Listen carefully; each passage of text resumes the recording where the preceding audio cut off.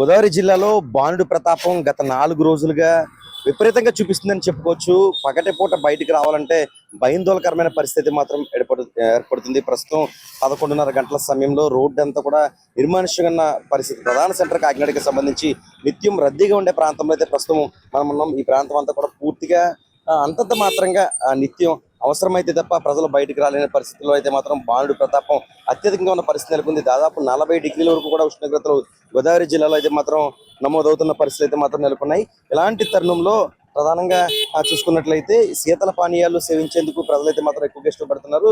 అత్యధికంగా ఉష్ణోగ్రతలు ఉన్న నేపథ్యంలో చెరుకు రసం లేదా కొబ్బరి బొండాలు ఇలాంటివి తాగేందుకైతే మాత్రం ప్రజలు ఎక్కువ మొక్కు చూపుతున్నారని చెప్పుకోవచ్చు.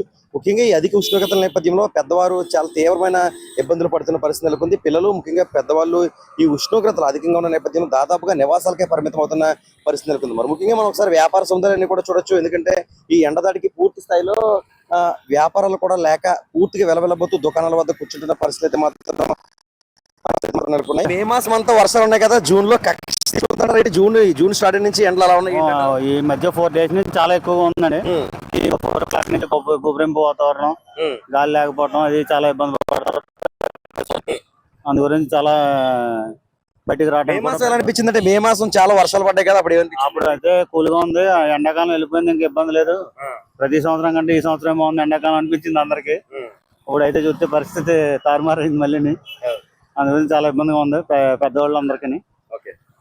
ఇది మొత్తానికి శీతల పానీయాలు సేవించేందుకైతే మాత్రం ప్రజలు మొక్కు చూపుతున్న పరిస్థితులు అయితే మాత్రం నెలకొన్నాయి. నిజానికి ఈ ఏడాది అయితే మాత్రం మే మాసంలో వర్షాలు అధికంగా కురిసిన పరిస్థితి నెలకొంది. ప్రతి ఏటా కూడా మే అంటే బాణుడు ప్రతాపం అత్యధికంగా ఉండేది. అయితే అధికంగా వర్షాలు కురిసిన పరిస్థితి నెలకొంది. ఈ చల్లదనంలో మే మాసంలో ప్రజలు సేదీరు. అంతకు భిన్నంగా జూన్ మాసంలో మాత్రం అగ్నికత్తులు నేపథ్యంలో భారీగా ఉష్ణోగ్రతలు అయితే మాత్రం నమోదవుతున్నాయి. 5 రోజులుగా బయటికి ప్రజలు రాలేని పరిస్థితి నెలకొంది. నిజానికి వయసులో 20 సంవత్సరాల నుంచి 30 సంవత్సరాలు ఉన్న వాళ్ళు కూడా ఈ వడదెబ్బ బారిన పడి నివాసాలకే పరిమితమవుతున్న పరిస్థితి మాత్రం నెలకొంది. ఏదేమైనా బాణుడి ప్రతాపం గోదావరి జిల్లాలో ముఖ్యంగా కాకినాడ జిల్లాలో కొనసాగుతున్న పరిస్థితి మాత్రం నెలకొంది. ముఖ్యంగా ఉదయం సాయంత్రం సమయంలో మాత్రమే ప్రజలు బయటకు రావాలి. అత్యధిక ఉష్ణోగ్రతల నేపథ్యంలో పనులు లేకుండా సరదాగా కానీ ఇతర పనులు కానీ బయటకు వస్తే ఖచ్చితంగా ఇబ్బందులు పడక తప్పదు. ఖచ్చితంగా ORS లాంటివి తీసుకోవాలి, నీడ పట్టునే ఉండాలి, పచ్చని చెట్ల కింద ఉండాలంటూ కూడా రాష్ట్రానికి సంబంధించిన విపత్తుల శాఖ తెలియజేస్తుంది. ఏదేమైనా బాణుడి ప్రతాపం అనేది కాకినాడ జిల్లాలో కొనసాగుతున్న పరిస్థితి మాత్రం నెలకొంది.